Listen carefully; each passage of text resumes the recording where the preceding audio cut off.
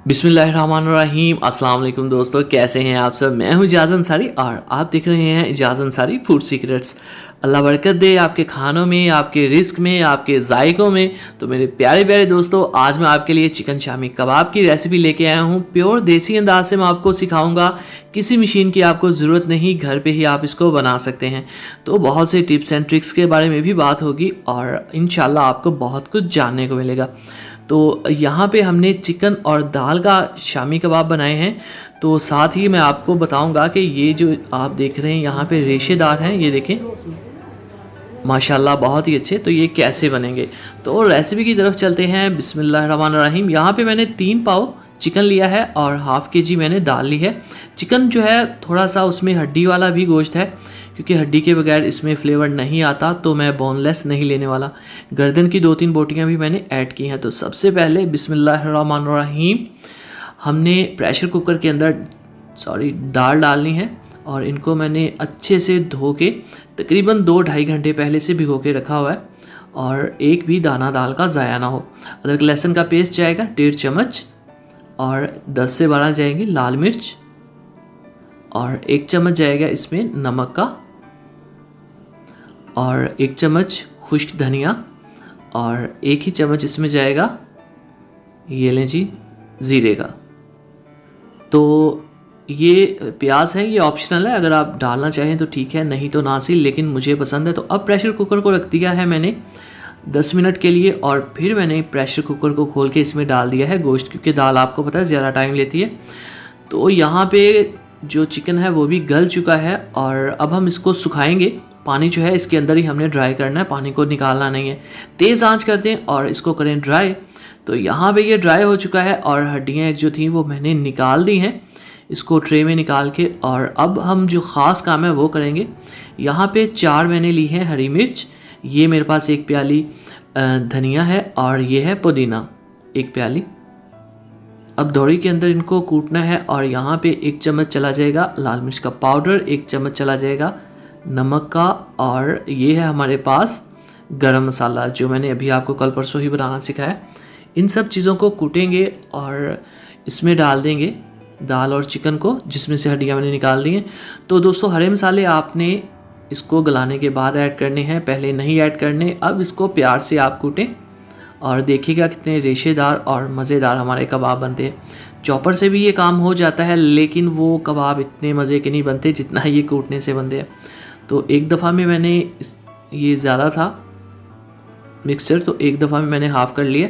Half जो है इसको अलग से मैं कर लूँगा, बाद में इनको मैं हाथों से कर दूँगा मिक्स।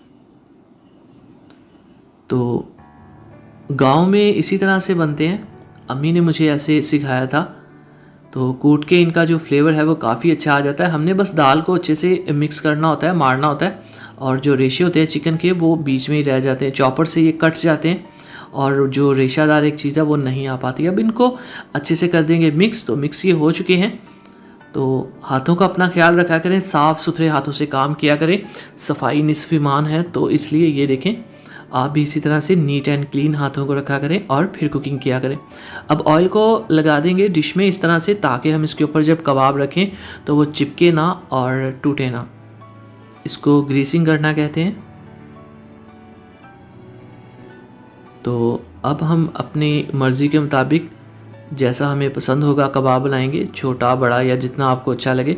एक बात याद रखिएगा कि ये कबाब जो है इसके अंदर दाल और चिकन अच्छे से पका हुआ है, तो हमने इसको जब फ्राई करना है तो जस्ट कलर देना है, ठीक है। और इसके अंदर मैंने एक अंडा मिक्स किया, सॉरी वो मैं दिखा नहीं पाया, मिस हो गया वो।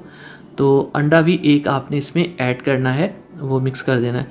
तो यहाँ पे ये देखें शामी कबाब तैयार हो चुके हैं। अब हम इनको करेंगे फ्राई। तो बिस्मिल्लाहिर्रहमानिर्रहीम, ये देखें आप गरम ऑयल के अंदर आपने डालना है, ठंडे ऑयल के अंदर नहीं, और इंशाल्लाह ये बिल्कुल भी नहीं टूटेंगे।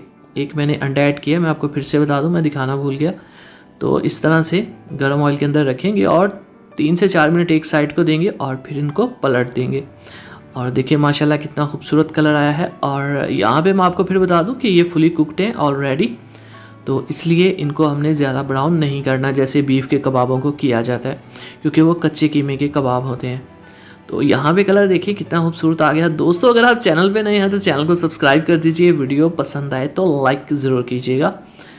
तो ये देखिए मेरे अल्लाह की शान कितने प्यारा कलर जो है वो आ चुका है। और अब हम इनको निकाल लेते हैं।